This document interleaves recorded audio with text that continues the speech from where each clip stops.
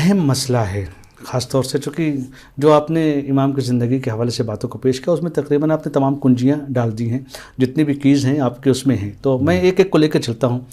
منازعات کی گفتگو آپ نے کی، ولی عہدی کی گفتگو کی۔ یہ ولی عہدی کا ایک وہ مسئلہ ہے جس کو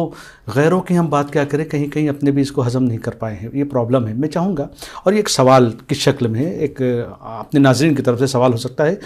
امام علیہ السلام نے، ہم جانتے ہیں کہ وہ ظالم بھی تھا جو حاکم ہے، اور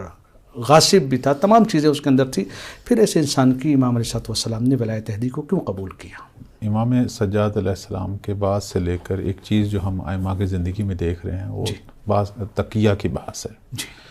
اس میں چونکہ ناصر تو ہے نہیں، محبین اور جانصاروں کی ایسی تعداد ہے نہیں کہ جو اماموں کا دفاع کریں، اور یہاں ہمارے ائمہ جو ہیں ان کی کوشش یہ ہوتی تھی کہ حکومت کے ساتھ مدارا کرتے تاکہ زیادہ سے زیادہ لوگوں کو جو ہے وہ ہدایت ملے، اور ان کے تعلیم و تربیت اور تزکیہ پر ائمہ کی جو ہے وہ زیادہ کوشش ہوتی تھی۔ اس لیے